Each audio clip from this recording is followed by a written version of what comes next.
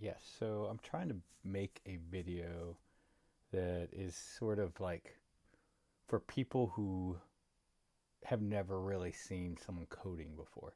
So it's kind of like had you never ridden a bike, you wouldn't it would be hard to learn how to ride a bike. But just watching someone ride a bike won't really help you learn to ride a bike. It'll it'll tell you, kind of show you what you need to do. That's kind of what the point of this video is. Like this is how you code, but it's watching this video probably won't help you code.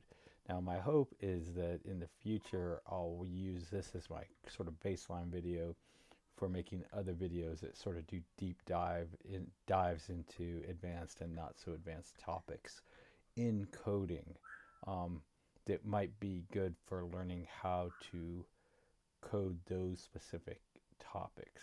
Now, how to code in general is probably not a good path for you to go down if you like don't know how to code, unless you just want to see someone coding, which I have seen that before. Anyways, so the first thing is modern software development that I do is front end development, and I generally work in Angular, and that's what I'm going to do.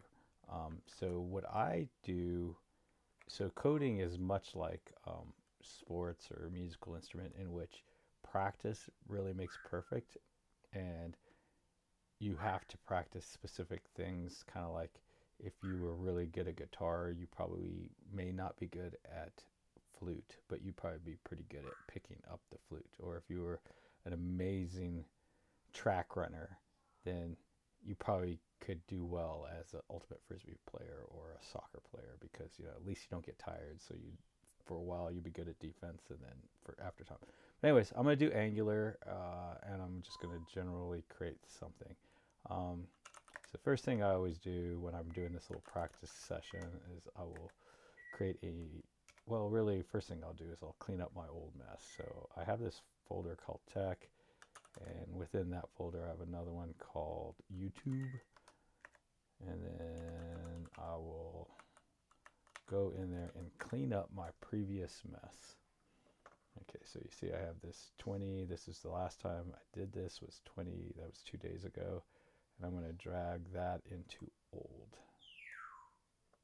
All right, now I'm going to create a new one, and I'm going to name it 2023, and then 10 because it's October, and then 02 because it is the 2nd of October. I'm going to go in there. Now, I don't know anyone else who does this, but whenever I'm trying to create an Angular application, I always create a new project that is the parent of the project that my Angular application is going to be in. And the reason is I want a CLI in there. But before I can do that, the Angular CLI, before I can do that though, I need to initialize an npm project. And the way you do that is init. And I always add y so that it just names all the stuff, because it's never mattered what the name of things are. So I just created that. Now if I hit dir, you see that I have something in there. I have a package.json. So I will do this code dot. So what this is going to do is it's going to bring up a Visual Studio Code. Hopefully you know how to have Visual Studio Code, but if you don't, it's just an application that you can install. When I did my init, it created this package file, and the package file comes with a default script called test. So if I were to go to terminal, new terminal, and I say npm run test, what we'll do is we'll see that error no test specified and exit. So that's basically this text. It's a bit confusing, so I'm going to put a bunch of exclamation marks there just so you can see what happens. So yeah, so basically just tying the dot, like you, or connecting the dots, npm run, and then whatever this is what gets run. Okay, so I'm going to install Angular, the Angular CLI. So just to be clear, I do not have Angular CLI installed globally. I never do that. If you type in ng, it's going to try to run the globally installed Angular. Since I don't have that, since I don't have it installed globally, it will not run. So if I do npm install at angular /CLI, then a whole bunch of stuff we'll get. First thing you'll notice is we'll get a directory called node modules in here, and we will get some new information in our package.json. So you notice that we have this. So now if I type in ng, I still get nothing. But if I steal this and I rename it ng, and I'm just going to say h for help, and then I type in ng -- help, I hit save, and then npm run ngh, which is the name of the script that I just created. It will run the ng help, right? If I typed in ng -- help, I'll get nothing. But if I run this, I'll get information back, and that's because it's running the CLI, the Angular CLI that's in node modules. See, we have all kinds of stuff in node modules, and this will run that. So the one we want is this new, which creates a new Angular workspace. Now, this is, if you're one of those people that likes, like me, that you're watching videos and then you might get distracted by something on your phone or something, I'm going to create a new project. So I'm going to name this football FB data. Okay, football data, and it's going to create a new FB data Angular project. Run ngn. So right after this is done, I will have a new folder, and in that new folder I will have our new project. And once I have that new project, what I'll have is I'll be able to go in there, and I will close this Visual Studio down, and I will open a new one in the new place, and it'll be very confusing if you miss that step. Also, just to say something, I did have to tell it that I wanted routing, because I'm assuming in the future I'll add routing, and that I want to use SCSS. Those are both optional, and that is cool. All right, so now we've installed everything, and now I'm going to cd into my new FB data folder, and then I will do a code dot. So at this point I have two Visual Studios. Okay, I'm going to close the old Visual Studios. So if you wake up and everything looks different, it's because I closed the old studio down. And then, so in here, the first thing you can do is you can do npm. Okay, let's actually, before we do that, let's look at our package.json file. So this is a new one. You notice they gave us this start.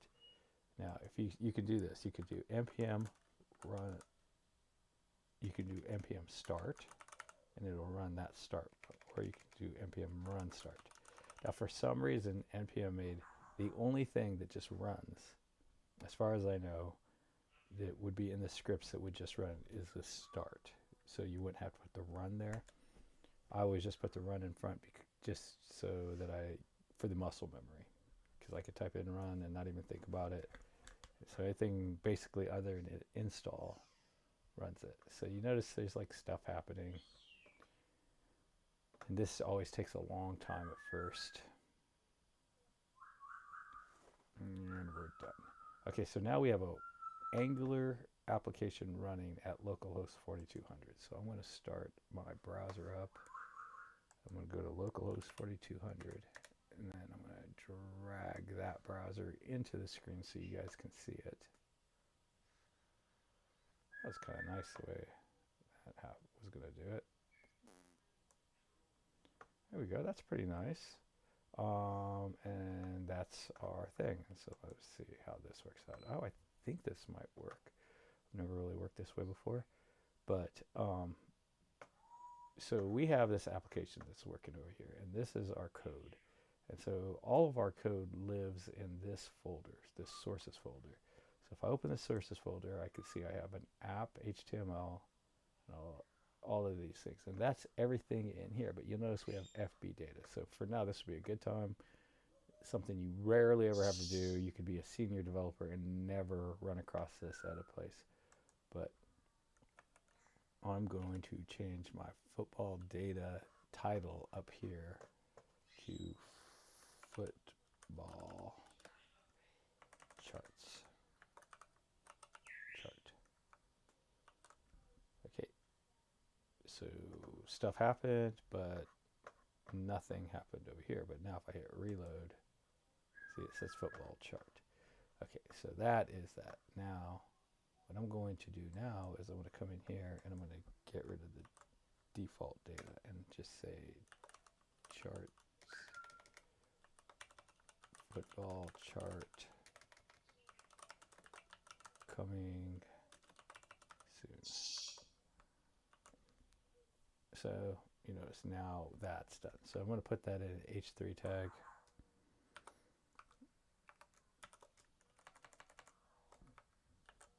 And here we are. Now, one thing that Angular does when you set it up is it sets up Git for you. So now let's look at this here, which will show me my source control. So this says I changed the title. So I'm going to add that. And I'm going to create another terminal here for Git. I'm going to say git commit -m changes the title of the whole page. And I always forget to do capitalization. And now what's our other change? Okay, this is replaces default data. So I'm going to git add, git commit, shim, and default markup.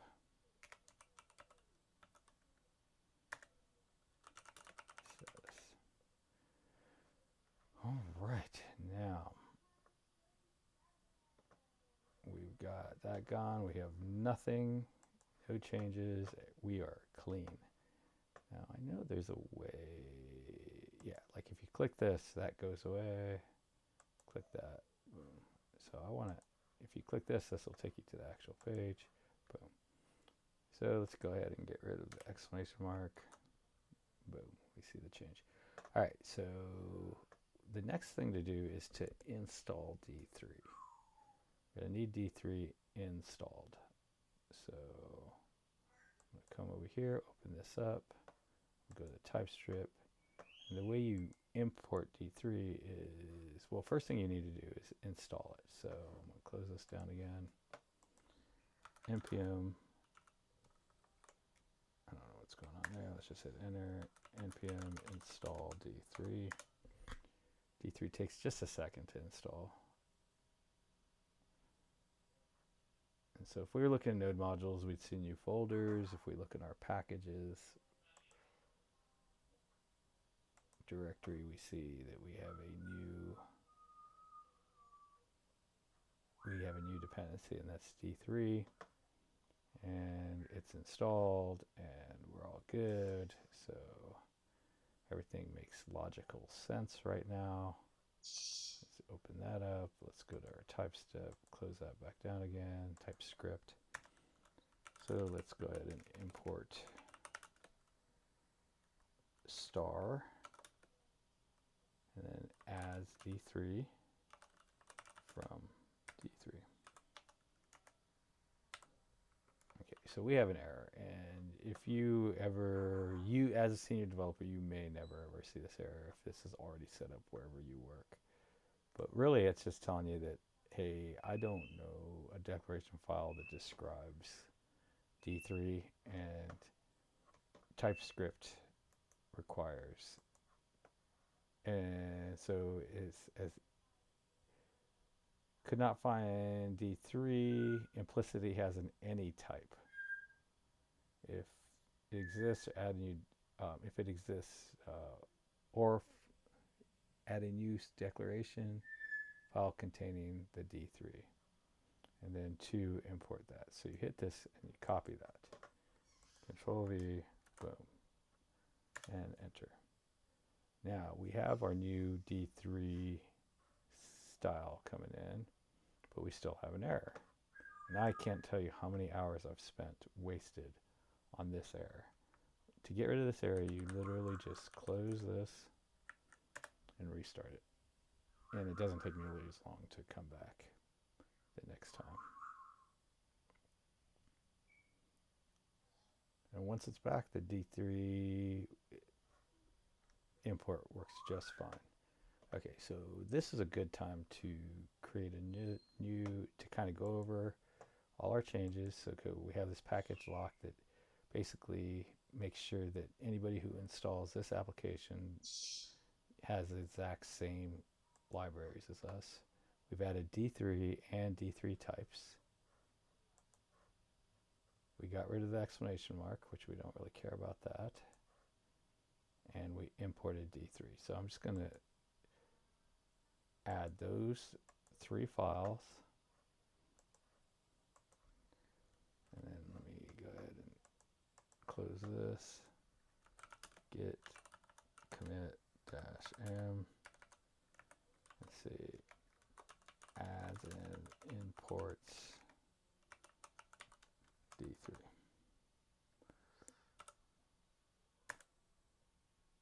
Okay. So let's go ahead and come back over here. This is weird. I ended up adding too much into that last commit. I must have hit. Did I hit add all? Add dot? No? Yeah, I don't know how that happened. But anyways. Onward and upward. Okay, let's go ahead and get rid of this title. Let's go ahead and just make sure the D3 is what we think it is. So we need a constructor. We just need to be able to run some code. So I'm going to create this constructor. Console.log. And I'm just going to console log D3 just so we can see what it is.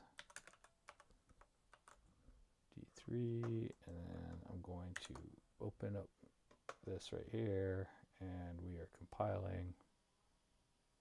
And here in a second, see, here's our D3.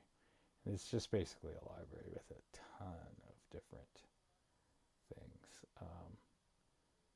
And then different methods or functions. I believe this is an object, so these are technically called methods. But anyways, so that's good. So now, and we are all, let's see, I think we're all, okay, all we have is, we're missing is that. Okay, so now let's go ahead and grab our data.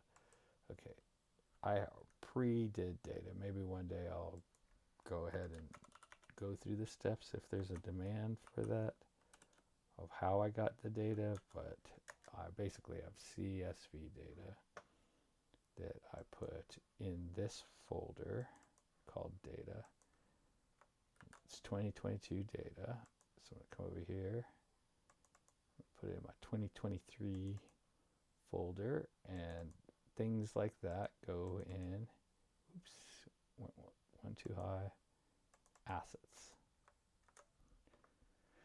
So now we have our data, and we are going to that, and then we're going to use the D3. Let me close that up so we have a little more room.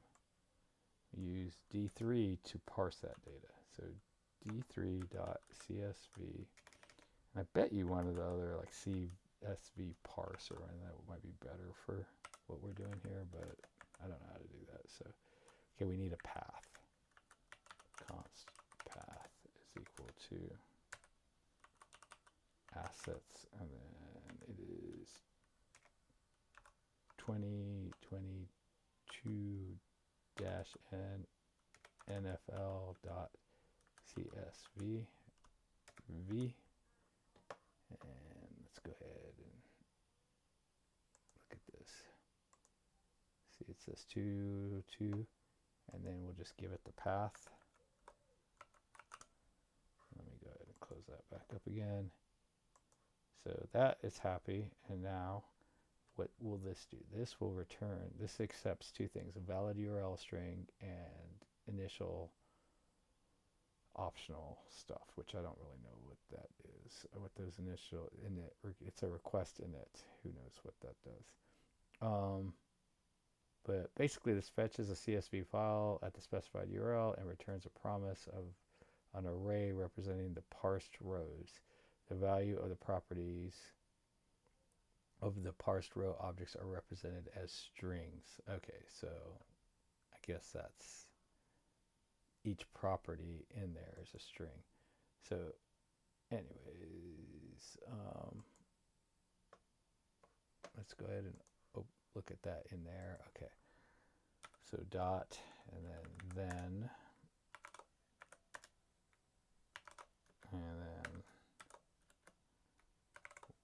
we'll handle whatever comes in, and this is going to be our CSV data.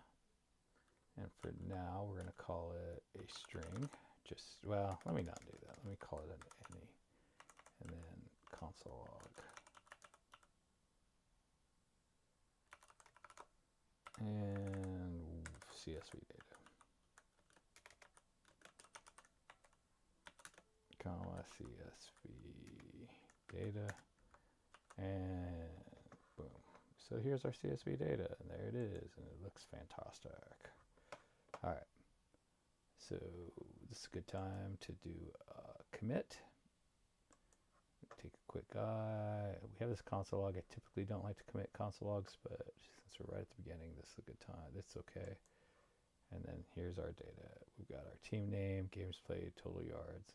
Team name, games played, 17, total yards, 732. All right, that's very exciting. Get status. Okay, so I'm just going to add all of this. I think we want everything we have. So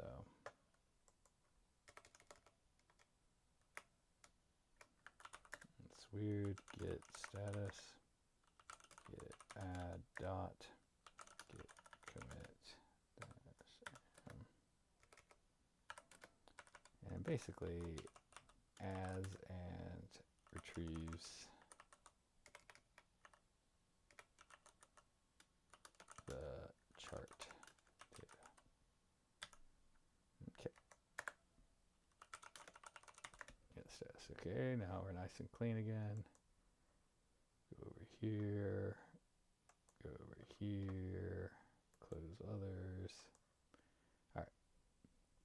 So thing that you really need to think about, because things can get really weird at this point, but the thing to keep in mind is when we look at this, see how we have this CSV and it took 0.6 seconds. So let's reload again. This time it took 0.5 seconds. So there is what's known as a race condition happening right now.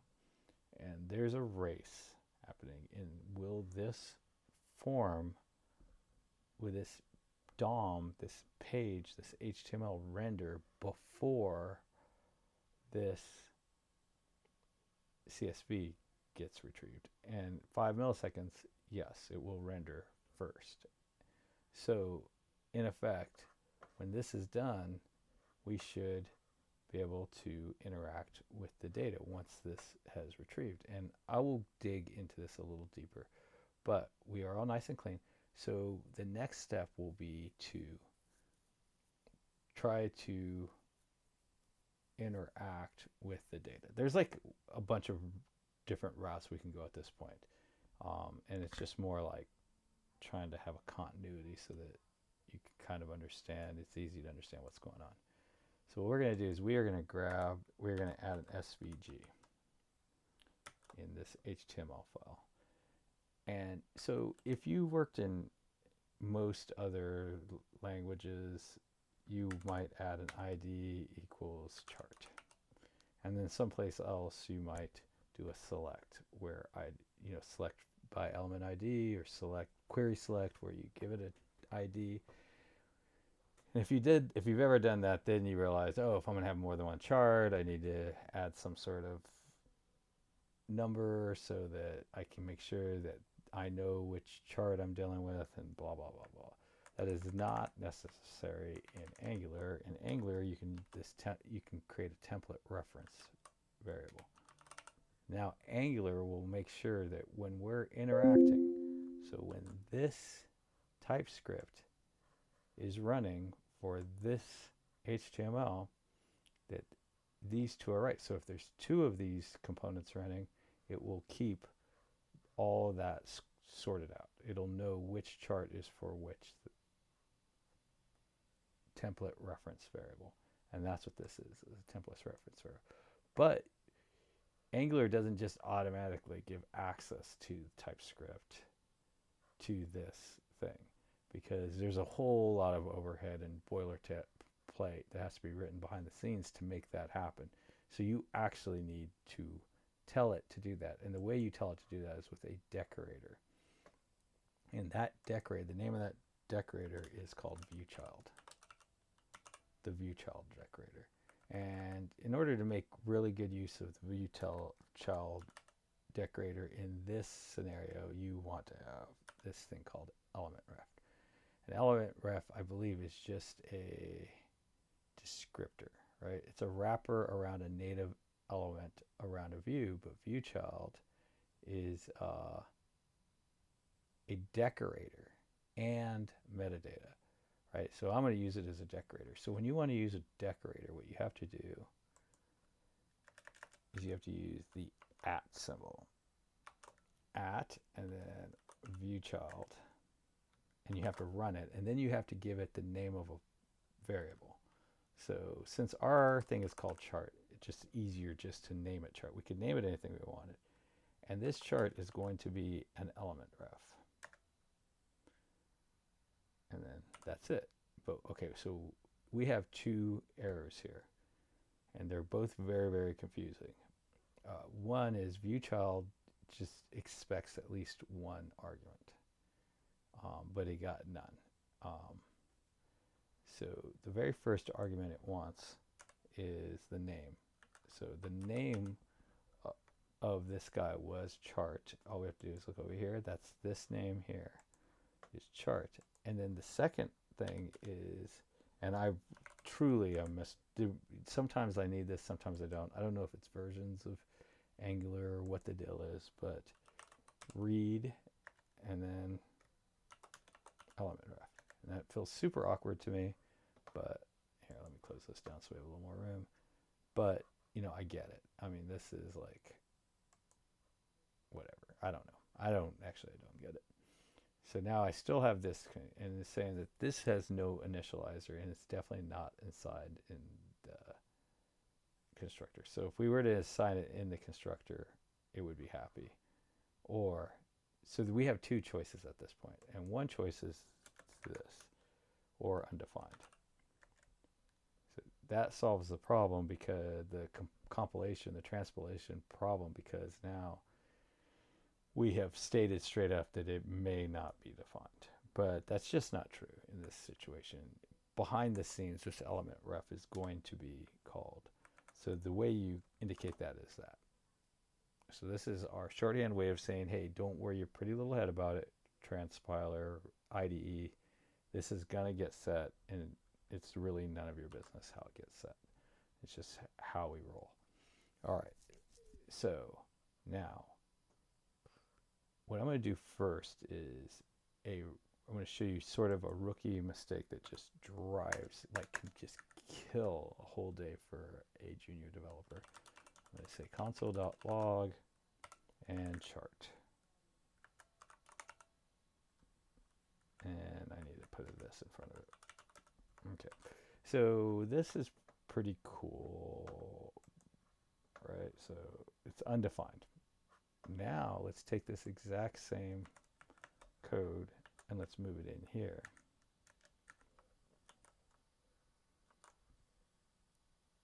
See, now it is defined. And the reason it's defined here is because like some time passed. So it gave time for the chart to render, for the actual chart to render. Did not, up here, time did not pass.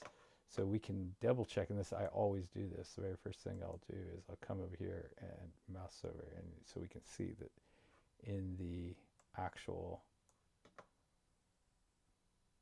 HTML, there is an SVG. All right, so that's good.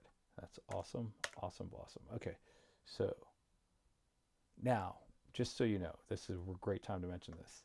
As in your natural inclination, probably when you're building, is to build this out like this, where you have this component and you build everything out within the component, and then once you've got it all working, then you build a child component, and then you just sort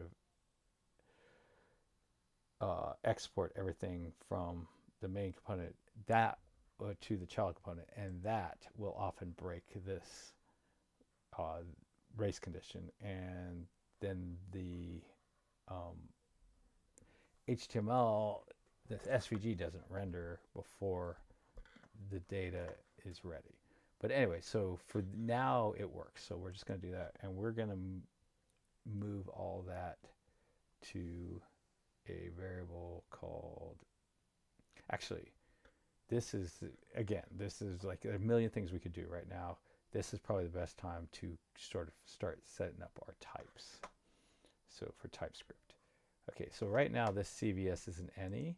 So I'm going to show you one of my little pro tips that I discovered, because at one of my jobs that I've had in the past, they were complete psychopaths about us having to strongly type everything. So D3 knows what this is, and it's saying, hey, you cannot call that a string, and the reason you can't call it a string is because it is a DSV row of type string. So let's add that in there. Boom. Nope. Denied.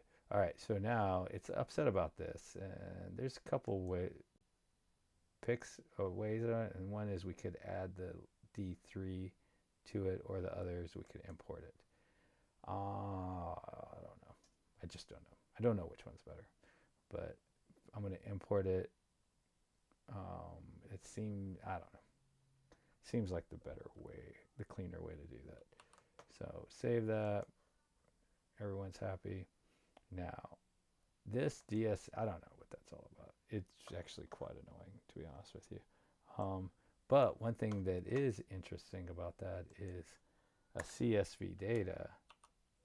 So let's say we say like, let A equal, so basically A is an array. And I say A, and I have all of these little functions, because the IDE knows and TypeScript knows that I have an array. But let's say I say CSV data. So basically it's an array too. It's got all the same stuff, except that it has this columns list, which is pretty interesting. So it gives you a list of columns as well. We'll see what that's all about here in a second. But for now, our problem is we really want to know what this is. So we can do this, copy object, and then we can go to so what we're trying to do right now is we're trying to make the TypeScript set types. So JSON to TypeScript. There's tons of these things, and I don't think any one of them is all that, like, they're very helpful, but they're not very unique. So this is our interface. So I'm just going to put this interface in here. Most times, sooner or later, you're going to need to pull this interface into its own folder so that it can be exported, and that exported interface can then be used in other components. So this is raw football data. So this is what we have. And then what we want is we have to, and there's probably a better way to do this, but I do not know a better way to do this. So I'm going to say raw data. Let's just make this a class variable. And we're going to say it's an array of these guys. And there's really two ways to do it. There's this, which is pretty cool and was always my favorite way of doing this. But then recently I've sort of started to prefer this way of typing it out for arrays specifically. And the reason is just because it is just so much easier to tell that it's an array because it says the word array. But I don't know. I don't know. Here's another one of those things I don't know. Now, this dot raw data is equal to CSV data. Yeah, makes logical sense and no luck. What is our error here? I've seen this error 1,000 times. It's not assignable. It just says it's not. Just not assignable. The types returned by pop are incompatible. Apparently both of them, one of them returns something for pop, one of them returns something else for pop. I don't know. I think it wants a string for pop. Who knows? Doesn't matter. So what you have to do is say as unknown, unknown, and as. So technically what you're saying is don't worry about it. I know better than you. And this is, now technically this is not right because see this dot raw data dot columns, no columns. But this dot CSV data, no, I'm sorry, CSV data dot columns. So technically they're the exact same thing. One of them, Angular and TypeScript's happy that to say that it has a columns. One of them it doesn't. It makes sense if you think about it, but it's like frustrating. It can be very, very frustrating if at some point you want to, if you want those columns and you need them, and I don't know. Anyways, it's something that you'll run into. Okay, so we have our raw data, and we set that up. Now the other thing we're going to need is our actual chart data, and this is like something that's probably not going to make sense to you at this moment, but we are going to create a new interface, and it's going to call FB data, and this is our actual chart data. And this thing, all it's going to have is team name, which is going to be a string, and total yards, which is a number, because that's the graph we're going to show. We are going to show for each team how many yards, but it makes our life a lot easier if it's a number, not a string. Right? If you look at our data, they are all numbers. Let's go back over here. Boom, boom. See, like, it's like numbers. It's not total yards. It's like a number. Okay. So anyways, we probably want to create a function that does that for us, so that, and more so that it'll break in case we want data. So I'm going to say get, I'm going to call this thing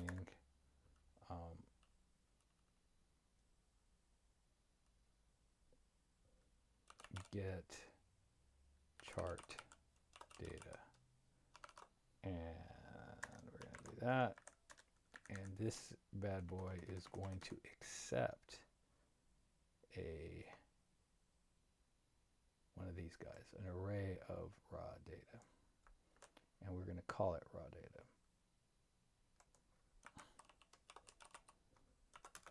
And then it's going to return an array of FB data, football data.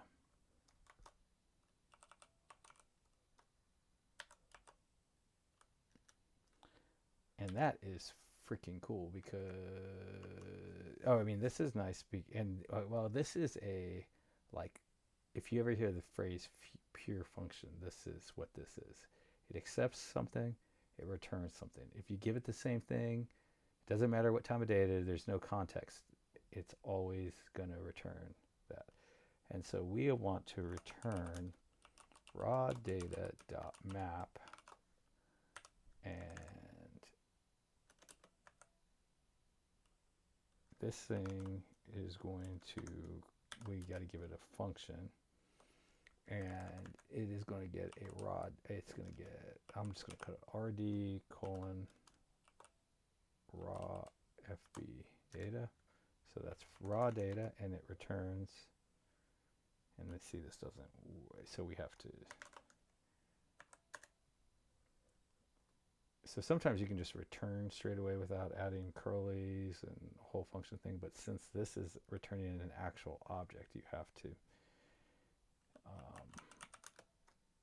do it like this, where turn that. Now, so we've already got an error, and it's because we aren't returning the right type of stuff.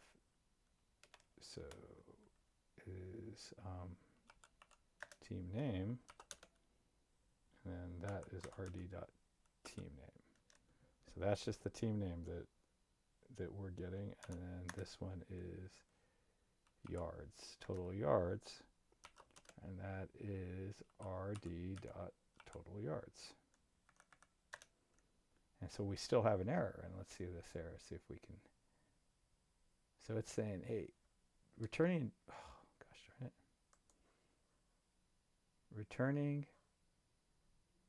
total name string and total yard string is not assignable to FB data, because that's supposed to be total name string is not assignable to, it's not assignable to type number. So that is actually telling us that total yard specifically is not right. Okay, since these are all integers, we can just use this parse int total yards. All right, so now everybody's happy because we have our total yards. So what I'm going to do is say this, I'm going to call this thing chart data, and I'm going to say that is an array of, and I think it's what, FB data, yeah. And then I'm going to say this dot chart data is equal to this dot get chart data. I'm going to pass it this dot raw data. Okay. So there we are. Now we have our raw data, and we probably should now, oh, chart. Let's do this, chart data. Let's look at our chart data instead of our chart. And I'm assuming this is our chart data. You notice they're all numbers and bottom. So now the next thing is probably to draw our chart. So we'll call it render, because render sounds cooler. Render chart. Now this is not going to be, we could make this appear. We could make this appear thing by passing in the actual SVG that we did before, this guy, the chart, this dot chart, and passing in, but I'm just going to not. Okay, so we're going to go to render chart,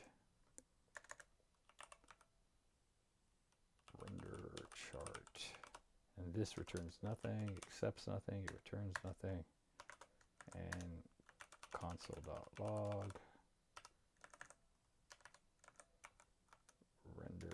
render the chart, and then this needs a this,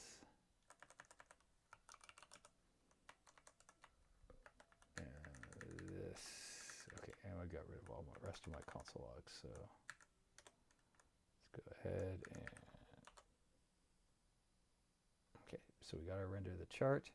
Okay, so now I think the first thing, now that we're rendering a chart, let's just forget about data completely and let's just focus on the SVG at this point. Okay, so we know there's an SVG because when we right click here, we do that. So, but we can't see it. So let's go ahead and create some styles for our chart. So we're just going to call that const chart styles. And for the moment, all I want to do is give it a border. So border 1px solid black. Okay, and then I'm going to, before we can really, okay, so we got that and that's great, but we need something to assign it to. So const, and what we want is our SVG. I'm just going to say D3. I've never really seen anyone do it this way, but D3 SVG is equal to this dot chart dot native element. Okay, so we want D3 3 dot select, and this dot chart and dot native element. Now the thing you gotta keep in mind at this point is that this only exists because a race condition is being won by the compiler and the renderer. That's it. If we already had the data in memory, this would not work. But let's go ahead for now and console log our D3 SVG. And go to our console, and you see we have this selection. And even if you do this wrong, you'll still get this object, this selection object. And if you want to validate that you have the right one, you just want to click into it and go to here. All right, so now one thing that D3 gives you is the ability to D3 dot attribute. Oh, no, sorry, D3 SVG dot attr. So that's short for attribute. And we want to update the style. And we basically want it to have our chart styles. Boom. So now we have that. So since we're here, we might as well add a comma and a background color. Let's just call it a nice light color.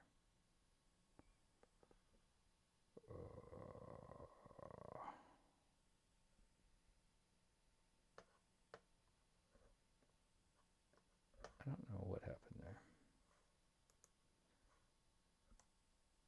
You would have thought we'd at least had an error. Let's see. So it's upset, and it's saying that I have a bad something. And this little error usually will tell you what is wrong, what it's upset about. Oh, I think it's supposed to be a semicolon.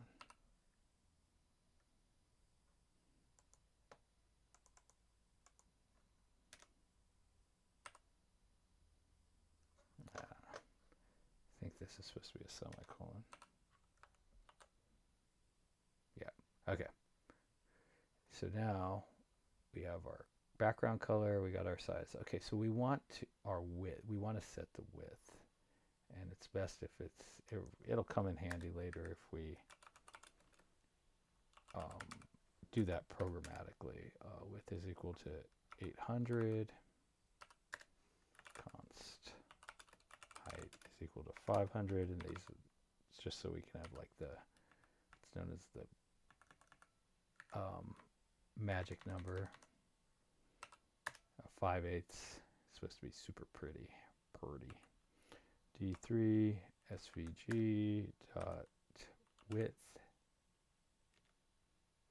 I think it's attr. And then is equal to and width. And we'll do the same thing for height.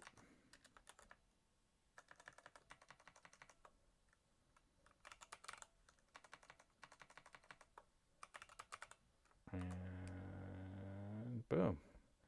Okay, so just for our testing, we're going to drop this down to 400 and 250 for now, and then when we're all done, we'll just switch it back. It's just easier for us to see everything. Yep, there we go. Now, so that's good. Now, what do we need? Okay, so we have our width, we have our height, we have our space. Now, what we want to do is create some scales, right? So what is a scale? A scale is just a function. A D3 scale is just a function that returns a value based on a value that you give it. So I like to just go look at this web page real quick. I don't think we need this anymore. D3 scales. And D3 in-depth and scale functions. And then this tells us that a scale function takes an input and returns a value. It's that simple. JavaScript functions that return. Okay, so we're going to need some different ones, and this is like really good thing to do for your, like, from an architectural perspective, so that you can kind of figure out ahead of time. So for now, just because it's a little easier, we're going to have our data, our charts, sort of horizontal, lay sideways with the names in them, just because it's a little easier to sort of contemplate and understand. So we need this a very simple linear scale that is going to return a position here, height-wise, for every team name, right? So if I give you a name like Buffalo Bills, I should get whatever its vertical position should be. If I get, so that's one scale. So I'm just going to say comment scale number 1 is a vertical scale that returns vertical position POS for each team name. Okay, and then we also need a width scale that returns a bar width for each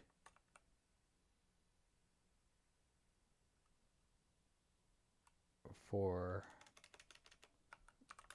the number of yards.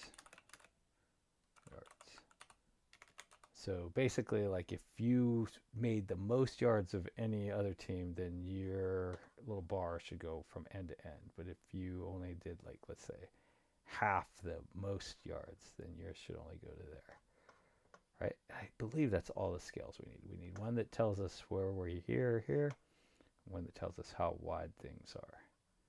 All right, so let's do the width one first because it's a little easier. So let's just for our own, just get width scale. So it's kind of nice to do things like this. Let's see.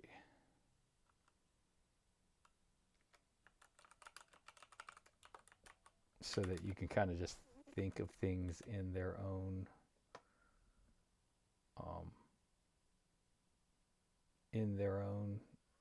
world, you know, like where it's not like you're not like surrounded by like thinking of like a million things.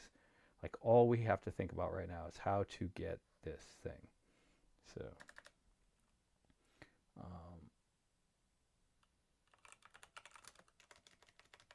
function get width scale, which is going to return, which is not going to accept anything, but it is going to return. We really should make it accept the width. Okay, so going to return it's going to accept two things. It's going to say largest value, most yards, which is going to be a number, and it's going to accept the width, which is a number, and then it's going to return a D3 scale, which I don't know exactly how that typing is going to be at this moment. I will in a second, but okay. Now, the way that works is we're going to take our most yards. Okay, get it with is going to, so we need the most yards that is in our list. So for now, for the moment, I'm just going to do it like this. We will come back and we will fix this later, but I'm going to assume that 7,032 is the very top one. That could be wrong.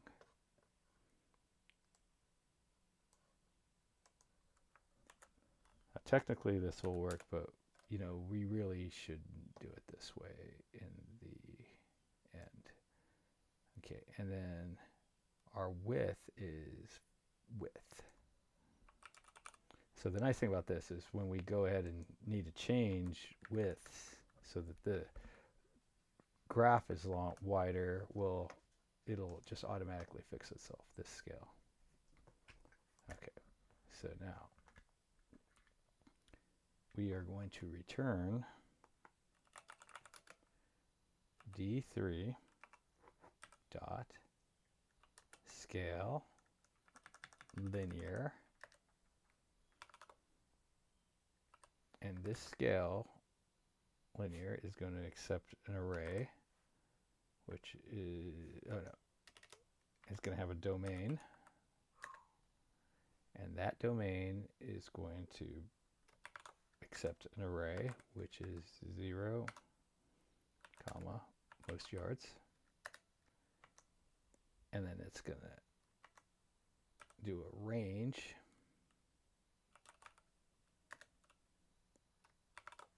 which is 0, comma, width. And that is going to that, and I have no idea why I put the word function in there. All right, so now I'm going to change this to a string. It's my old go-to. It's gonna like, dude, this is not a string. This is a scale linear number, never.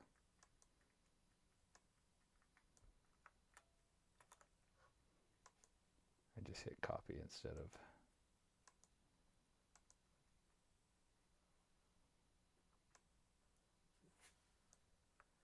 It's like, it's weird. It seems like Visual Studio Code would have been smart enough to know, like, if you don't have anything selected and you hit copy, you didn't actually want, I think. Okay, so now this is going to offer to import it. So I'm going to import it, scale linear, continuous scale derived over numeric domain, continuous scales map continuous quantitative input domains to continuous output ranges and value. Domain value y equals mxp. So basically, if I give it a number, it's going to give me another number back. And I think I did it right, so we'll just have to do a little bit of testing here in the console. So we'll move over to console. So that's working, and then we want to take our width scale. And if I give it 17, let's see, console.log, if I give that width scale a 1732, I should get 400 back if I did this right. 7032. Yep. And so if I give it half of that, so what, that's 3516.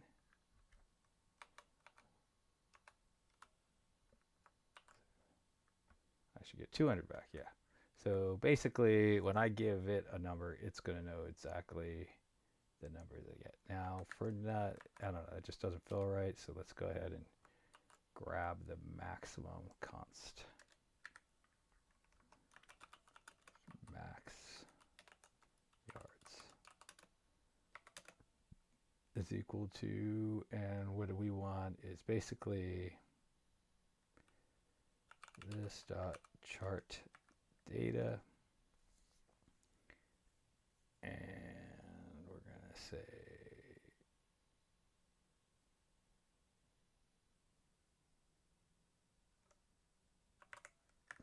for now 0 dot team yards. So we're just going to assume the very first one is the right one.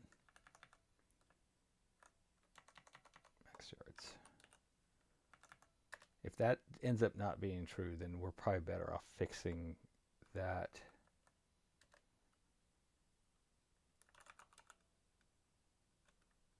I mean,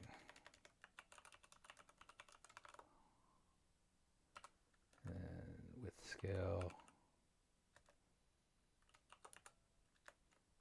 and we're going to say 1732. I think it was 7032.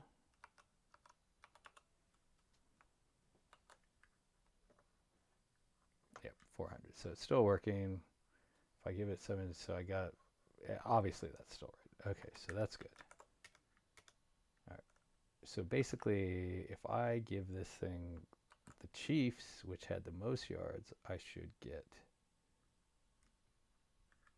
the top position. I should get the lowest number. And if I'm just going to assume that the least yards is the Los Angeles Rams. That may not be right, but kind of looks right. With 4,000. If I give it that one, I should get the biggest number, right? Because as that number gets bigger. So we want, and this is going to take some text in and push a number out. And that number is going to be based on the height. So basically the last one should be closest to 250. The first one should be closest to 0. So what kind of function is that? That is a example constructing scales. That's a linear scale. Scale types. So it's not continuous inputs because it's only one input per team. So it's not these first two. It's a discrete input and a discrete output. So if I give it garbage, I should get garbage back. If I give it the Chiefs, I should get a number closest to 0. If I give it the Bills, I should be second closest to 0. And if I give it the Rams, I should get the farthest, closest to 250.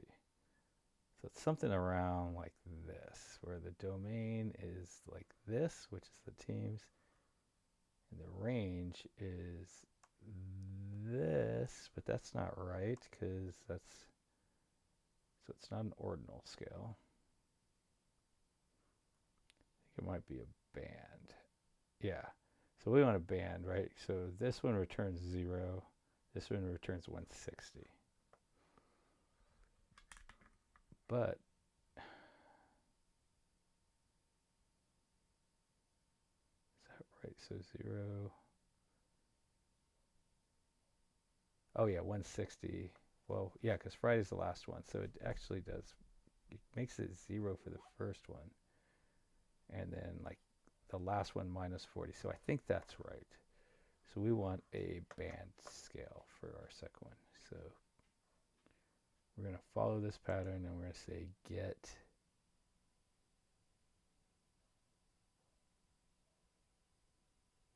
vertical scale.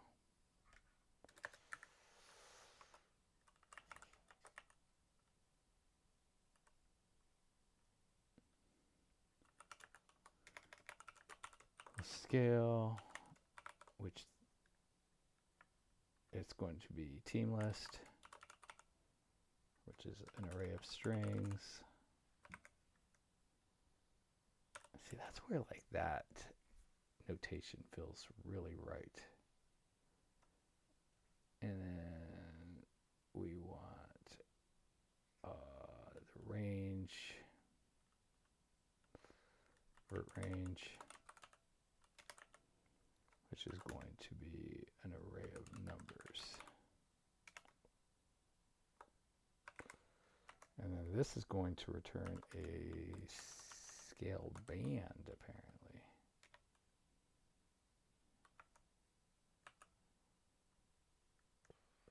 And I think that's going to return, I guess that's what this is. Let's try this. Okay, so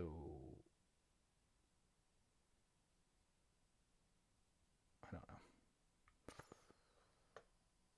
We'll figure this out in a second. Okay. Return D3.scaleBand domain is equal to team list and range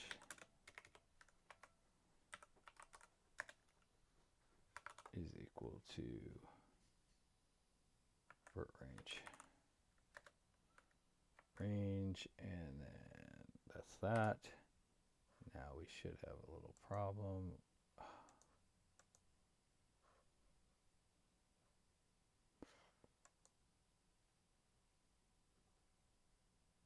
Okay, so we want to import that from D3 for one thing. That's the first thing it's upset about. And then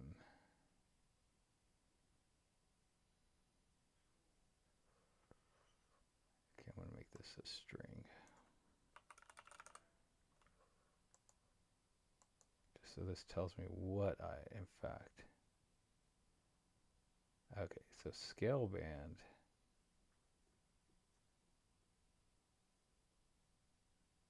Oh, okay, so this is what it takes.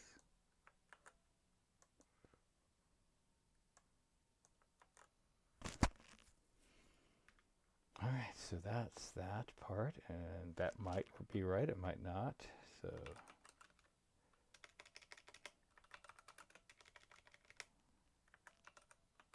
const vert scale is equal to this dot get vertical scale, and we are going to give it the name of all of the teams. So let's just make this a, let's comment that out for now. Let's just do that. Let's just for the sake of arguments, let's check this max yards. I kind of like having misspellings because it like gives me a level of comfort that I'm looking at the right thing. Yeah, that looks right. Okay. Now, const teams is equal to this dot chart data dot map, and then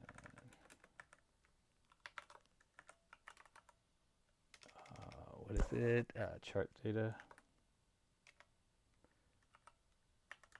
rec.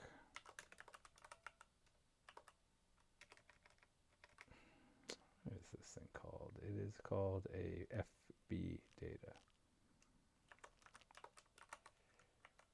And then this is returns rec dot team name. See, like this time I don't have to put curlies around it or anything. Like alternatively I could do this. And I kind of prefer that, but like in PRs you'll always get nailed for that. So let's just go ahead and go like this. Okay, so one thing we are going to do is we are going to send in teams to this thing.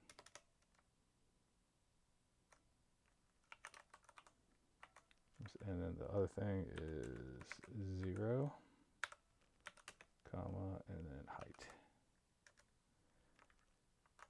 All right, and now that's happy. It's kind of cool that we have this here. And brief load. So now we have our vert scale. So let's check that out.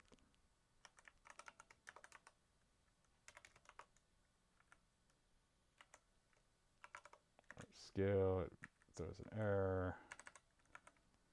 Let's try,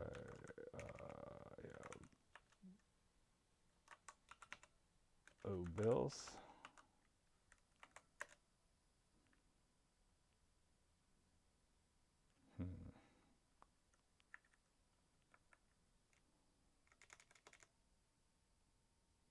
Oh, it cannot access vertical scale from the debugger. And that is, oh, that makes sense because we have not actually executed that line of code yet. We shall do that now. See, we are sitting up here. Vert scale doesn't exist. We want to be here. So let's go ahead and run that. And then,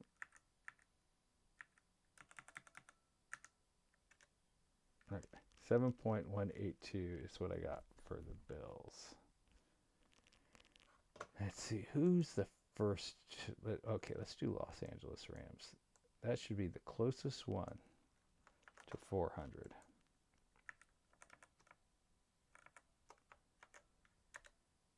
$242. Oh, 250, not 400. Okay, yeah, that makes sense. I like that. And then, so let's run this. Go ahead and run that out. Get rid of this. So now I have my vertical scale and I have my width scale. All right. So now that was a path we could go down. Okay. And there's like a ton of things happening here. So the next thing we're going to do is we're going to add a group, 2 groups, and one group. The purpose of one group is to be a repository for for the labels, and the other group's reason for existing is to be a holder for the bars. Okay, so now for the it's very simple to do. It's like sometimes these things are just so simple. It's like hard to it's just hard to like get people to sort of focus because it's like, well, this was just so easy. But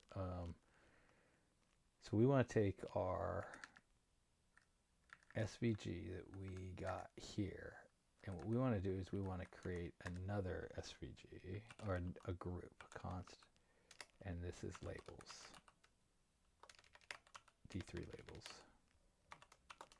I don't know about this D3 thing. I'm going to try that out, and then I'm going to say D3 SVG dot append and G. And then dot attr, and these are our labels, right? So I'm just going to give it a class of labels, and we're not actually going to use this class in a traditional CSS sense. We're just going to use it as sort of to keep us from going insane when we're trying to figure out things later. Bars.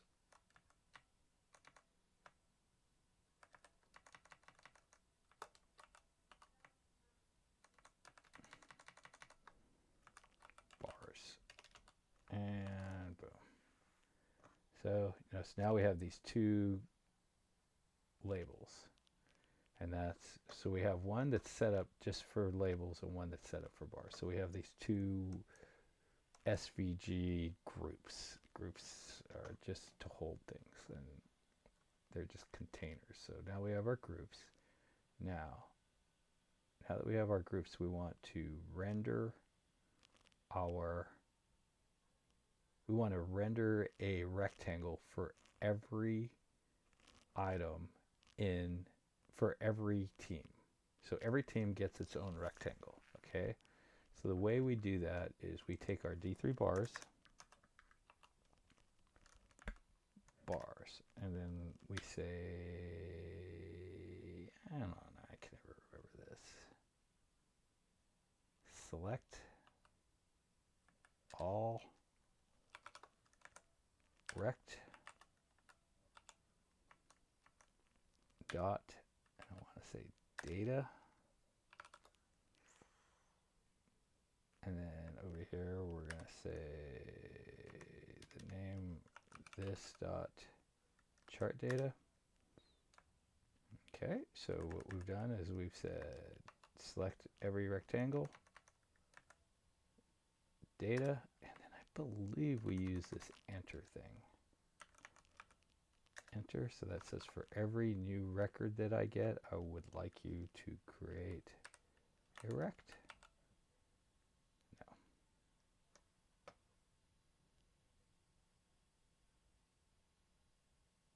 No.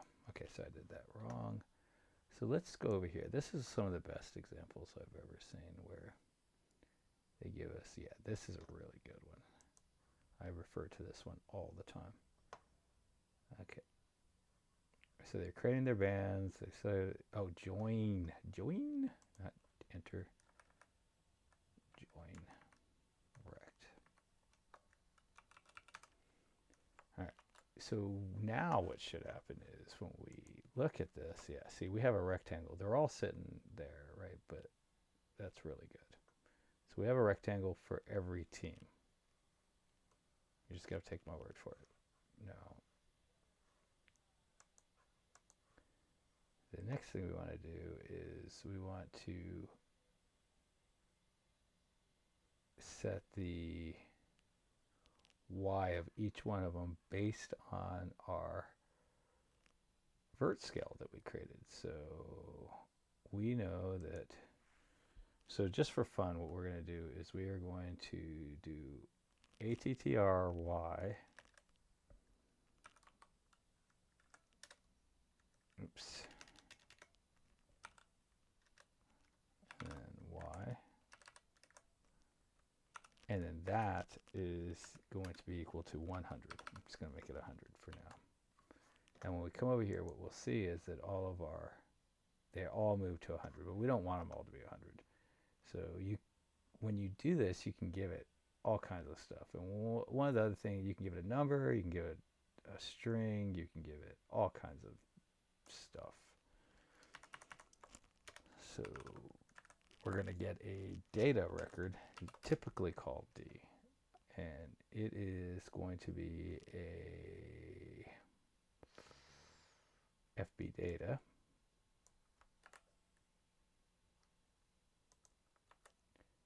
And then we are going to return we want the y, so we want to use our scale, or vert scale, and we want to do it based on FB, no, D dot team name.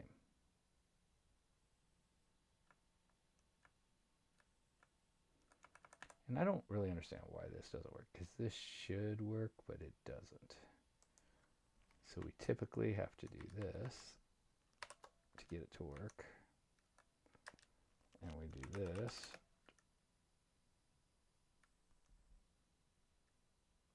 And then we have to do, and this is like super lame.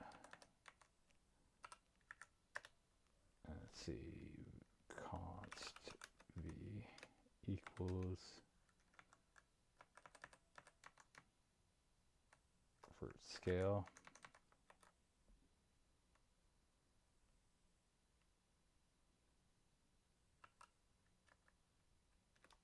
As a number. And I don't know why this, oh, and then we want to return v. Yeah, I don't get it. I don't understand why I have to do that, but we have to. Now, it's starting to come together. We have all of our little squares, but they're a little narrow. Okay, so we want to update the width. So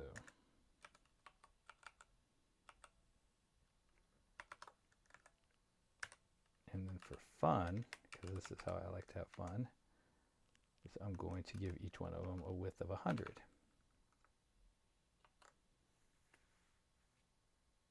Okay, so now we got a whole bunch of them all sitting at 100. We go to the last one, it's way down here. They keep going all the way down to here. So they all have 100th of that. Now, we also have a height that we need to figure out. And I guess a true purist would create a scale for the various heights. I mean, for the height, but they're all the same. So the height, so let's just solve for our own bar height. Const bar height is equal to height divided by, and I cannot figure that out yet. So let's wait till we get to our teams, because we won't really know until we know our teams. Teams.length. And then we'll go to bar height. And now we want ATR height.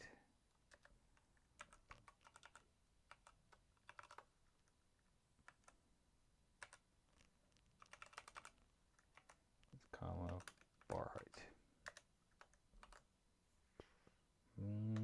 Looks good. They're all 7.82. They're all that. Okay. So they all have a class, right? Do we? Oh, okay. Class bars rect. It's probably a good idea just to show you sort of a different way to do this. Okay. So in our styles, we have this thing called styles, and we can say like, hey, anything that has a class of bar and anything within bars that's a rect. Oops. And then this should have a stroke. It's kind of weird that you do that. For these SVGs, you use stroked instead of border, I believe.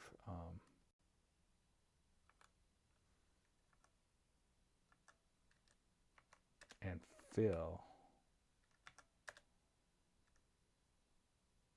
And we're going to have the fill be orange.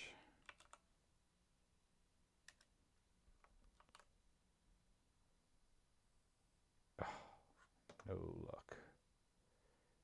Okay, the width is 0. Okay, the y is 0. Am I not seeing them? Yeah. Okay. This is where I always end up having to play around with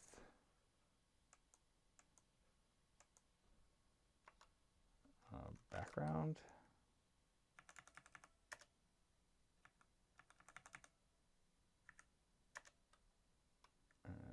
Border.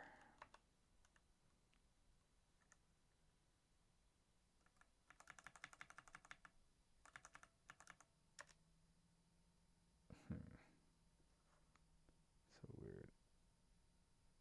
100. Oh, wait. So width is 100.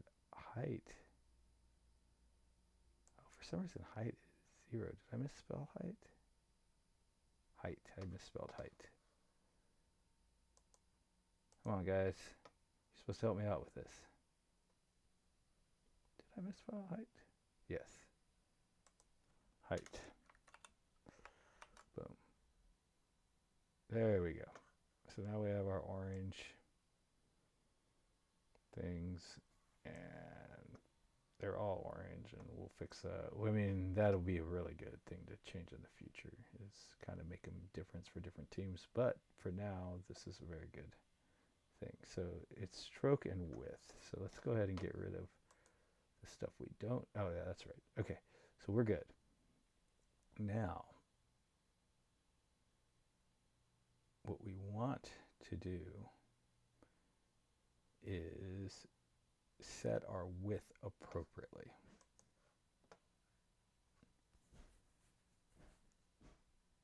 So our width right now shouldn't be, right now it's 100, but it should be our width scale. And yeah, we're gonna have to do it like this same way. It'd be nice if I could just say width scale and then D dot. And see, it doesn't know what D is, so you can't really.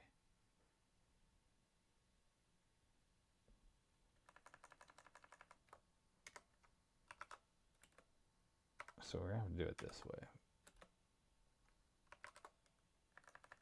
Let's go ahead and close this, give us a little more space, a little breathing room. And it's still an FDB data, and we really want to return a, let's see if we can do it this time. I don't think we can, but I won't give up. D dot team name. See, that should work.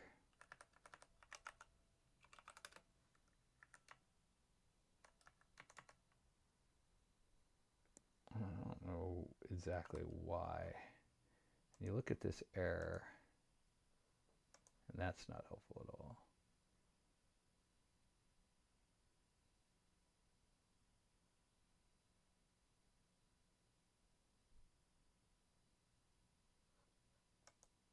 So it wants a number back. So let's go back to our trusty, let's just make it 200.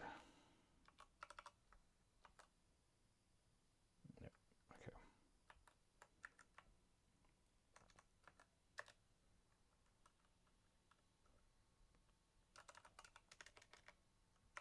Okay, so I'm just going to create a W equals width scale as number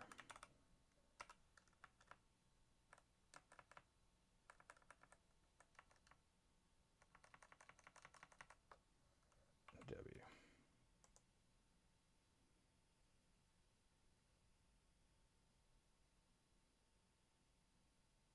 Okay, that's weird. Get width scale. Oh. Oh, I'm supposed to give it the yards, not the team name. That's silly. That was a good catch, though. Look at, oh, wrong one.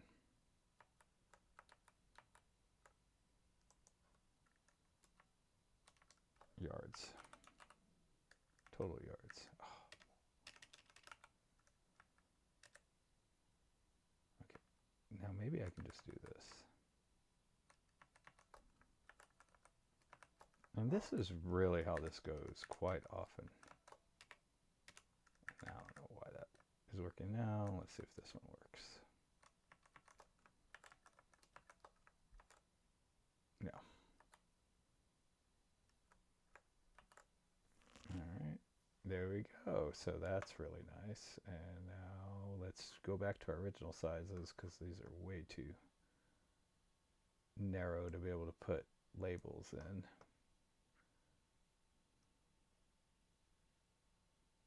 Narrow to put labels in. Way too narrow to put labels in. So let's change this to 800. This to 500. All right, so that's nice. Let me just, there we go. That looks good. And there's our football chart. I don't think it's coming soon anymore, so let's go ahead and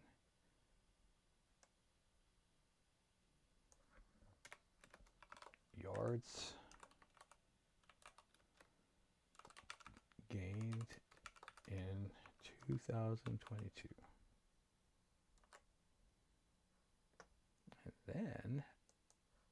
really good about that. Now, the next thing to do will be to try to put the names of things in there. So when we do this, inspect, we still have our labels. Okay, so basically it's going to be very similar. It's going to be like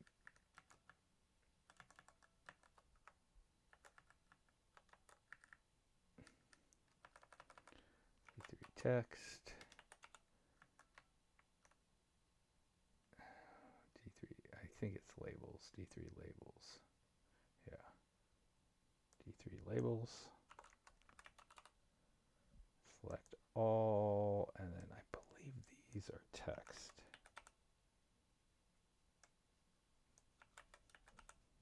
Okay, I think the vertical is still the same. We do not need a width or a height. And I believe it's like just dot text equals.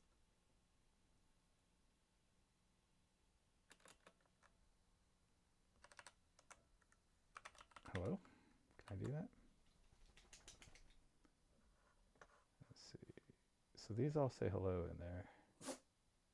You'll notice that the first one is too high. That'll come in a little later. Alright, so I don't know why. So let's come back over here and see. And that's no good. Let's go back to this guy. He does some text. Let's see what he does. Makes an ordinal D3 text, join text, dot text, which I did. Function return D. Let's see, are they like that? Oh, yeah, they're like that. Oh, maybe I need to fill. Let's try that real quick. Let's do the second one because you can't even see that first one.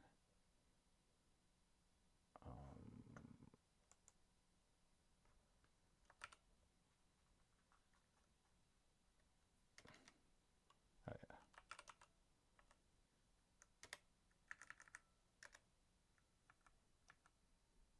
I was really hoping that would work.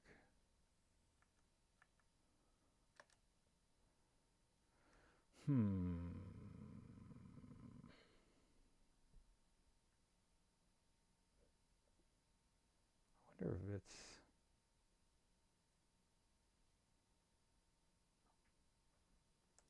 You know, it might be behind it. Let's see. Oh, yeah. Okay, so let's just change the order up. That'll be the easiest way to deal with this. So when we created these, we created the labels before we created the bars. So then the bars ended up behind.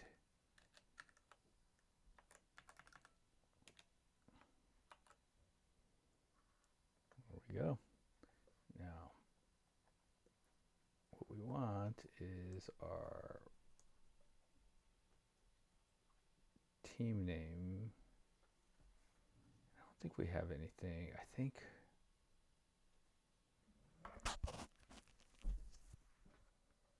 we just want to do this.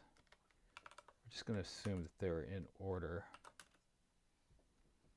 What is it? FB data, and then D dot team name.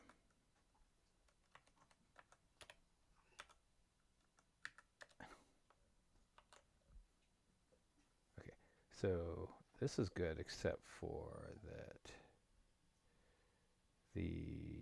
we're off by about 15, because if we go to the very bottom, see, this is Los Angeles Rams. Okay, so we want, and actually I want, let's just give this some backticks, template literal string,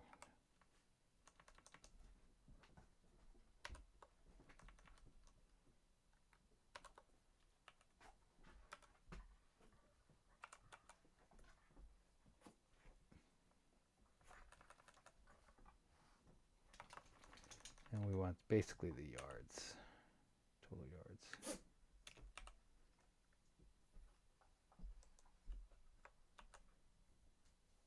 And then we want to add like to our vertical, we want to add like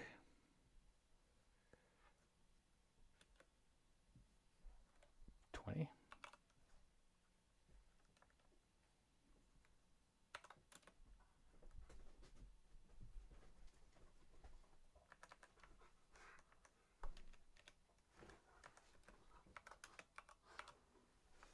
Let's see what we get. 15.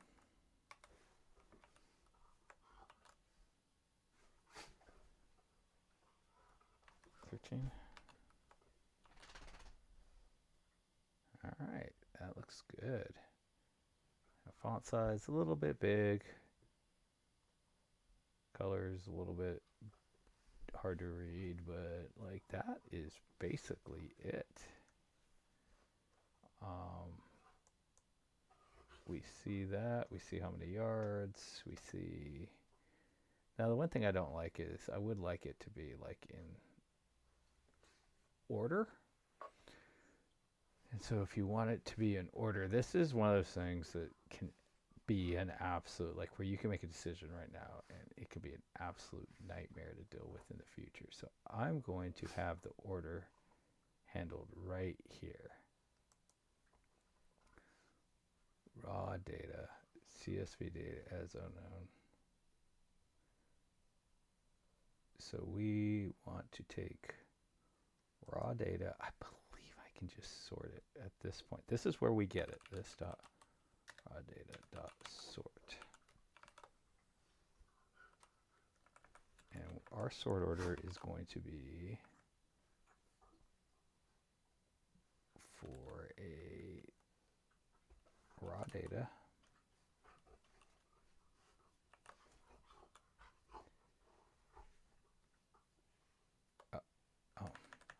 So when you do sort, I don't really get this, to be honest with you, if I'm being completely honest. Raw FB, I never have. I've been struggling with this for decades now.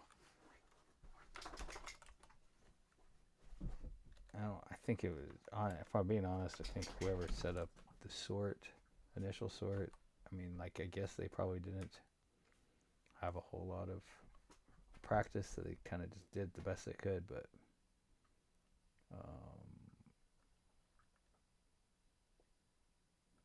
total yards, but I feel like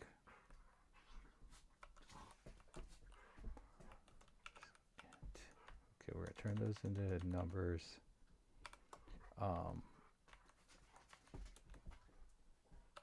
It just doesn't make sense to me.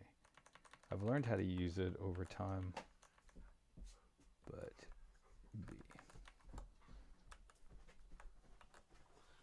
it doesn't make sense to me. Yeah, that's pretty screwed up, and that's wrong, and it managed to screw everything up.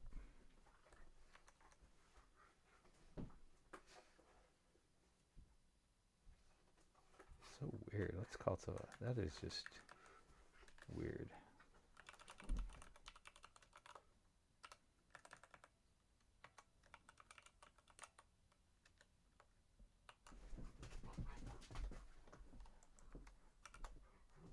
So are they all like they all have the same? No. I don't know. Let's fix it and see if it fixes itself.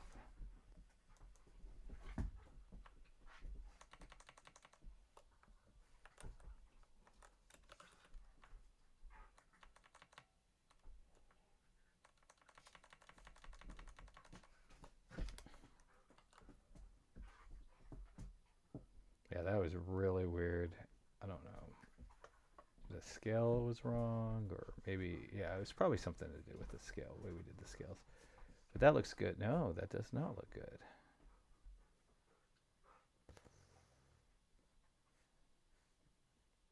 Because Philadelphia Eagles should be number 2. So that didn't work at all.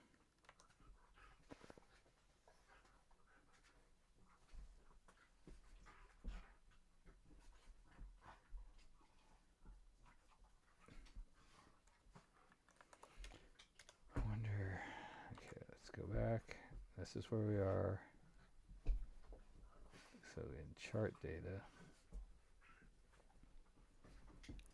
render chart.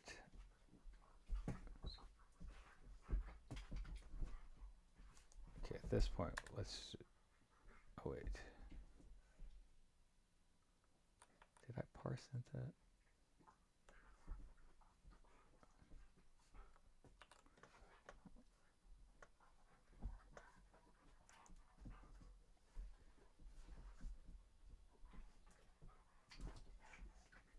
Total yards. I wonder if, I bet you that doesn't, I bet you that returns assorted.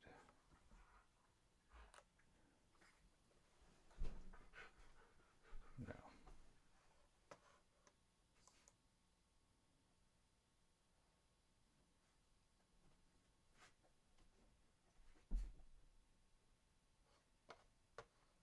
And if I do total yards, here I'm just gonna give myself more space. Oh, total yards per game, total yards.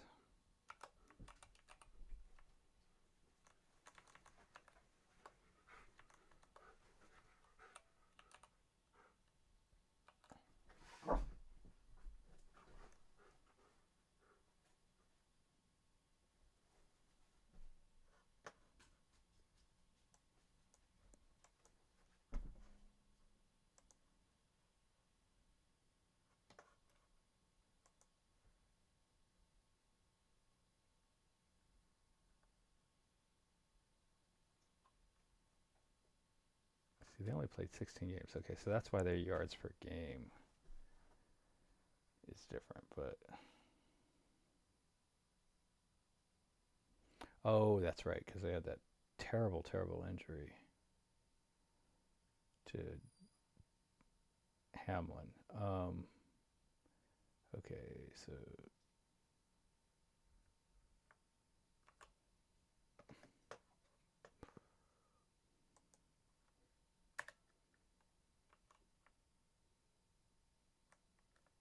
Maybe I was...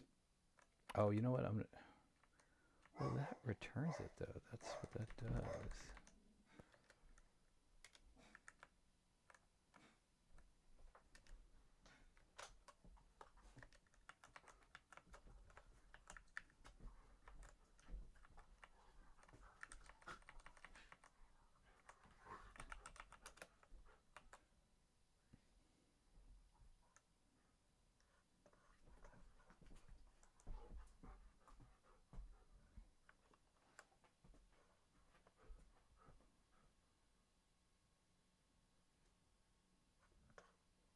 Well, that's a silly.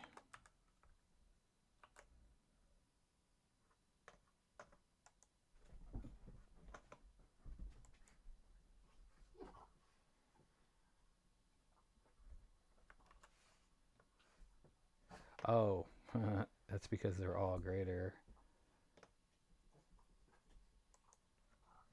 That makes total sense, though. Because of the way I said only give me the very first value, and the first value is small, so there we go. And there we go. And even with all our strong typing and all everything, this still got very confusing once we started trying to dig in. But anyways, that'll do it. I think I got everything I wanted to get done in this thing. So I don't know. This might actually end up being my application my code that I upload. Anyways, I hope this helps somebody. I know it'll help me in the future because I'll look. So I guess at the very least I know that. But if you did watch it and you did watch the end, well, dang, good for you. You rock. Take it easy, everybody. Keep coding. Try to have some fun while you're coding, and try to make some money. Bye.